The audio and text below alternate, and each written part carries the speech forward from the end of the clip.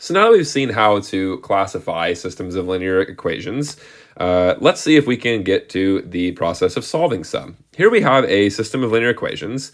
We have one that's 3x minus 11 equals y, and the other is 2x minus 3y equals 5. This system of linear equations is perfectly set up for something that we call substitution, and it's exactly what it sounds like. So what it is we're going to solve for one variable, and then we're going to take the value of that and plug it in for the value of the variable in the other equation, and solve that equation for a numerical value, then take that numerical value and plug it back into the other equation. Now this sounds like a lot, but I promise this really isn't that bad. Let's actually go through this here and see if we can solve this system using substitution. So what we notice right away is this first equation, 3x minus 11 equals y, is already solved for y, okay? So we have 3x minus 11 equals y is solved for y. So let's take the value of y, which we say is 3x minus 11, and substitute it in to the y value in the other equation. And that's because 3x minus 11 is equal to y, so we can freely do that. So that's going to give us 2x minus 3 times 3x minus 11 is equal to 5. All right, so now let's see if we can simplify this. We'll start by distributing this negative 3. That's going to give us 2x minus 9x plus 33 is equal to 5. Okay, so from here we can combine like terms, and we'll have negative 7x plus 33 is equal to 5. We can take 28. I'm sorry, I'm getting ahead of myself here. We can take 33 away from both sides, and we're going to get negative 7x is equal to negative 28. Okay, thinking ahead, right? Okay, so now what we can do is we can go ahead and divide both sides of this equation by negative 7, and that's going to end up giving us x is equal to negative 28 over negative 7. Which will just simplify to 4. So we have x is equal to 4. Okay, so now that we know that x is equal to 4, we can take this and we can pick our favorite of our two equations here. We can do either one, and we can plug in the x value, and that should be able to help us get the y value. Well, I like this first equation here, okay? This first equation, 3x minus 11 equals y. And let's take this x value and plug it in for x here. So that's going to give us y equals 3 times 4 minus 11, okay, which is going to be 12 minus 11, which is equal to 1. So we have here y is equal to 1. So our actual solution, so you can write this as x equals 4, y equals 1, or you can also write it as the point 4, 1. Any of these are totally valid ways of answering this question. Okay, let's look at another one here. Here we have 3x plus 2y equals negative 7, and x minus 3y equals negative 6. Okay, so let's go ahead and see which variable would be the best one to solve for. All right, so I'm thinking if we solve for x here, that would probably make this fairly easy. So to do this, let's go ahead and add 3y to both sides of this equation. And that's going to give us x is equal to 3y minus 6. And what we're going to do is we're going to take x equals 3y minus 6, and we're going to substitute this in for the x in the top equation. Okay?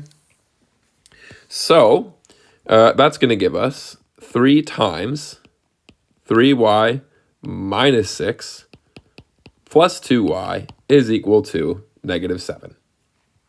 Okay, if we distribute this 3, we're going to end up with 9y minus 18 plus 2y equals negative 7. So if we combine like terms, that's going to give us 11y minus 18 equals negative 7. Okay?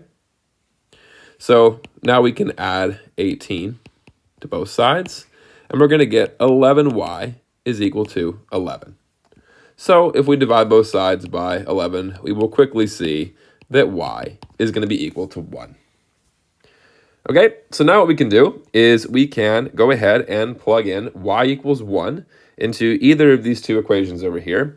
And I like the second one because we already have x by itself. So we already have just x we have to deal with. We don't have to deal with any coefficients with it.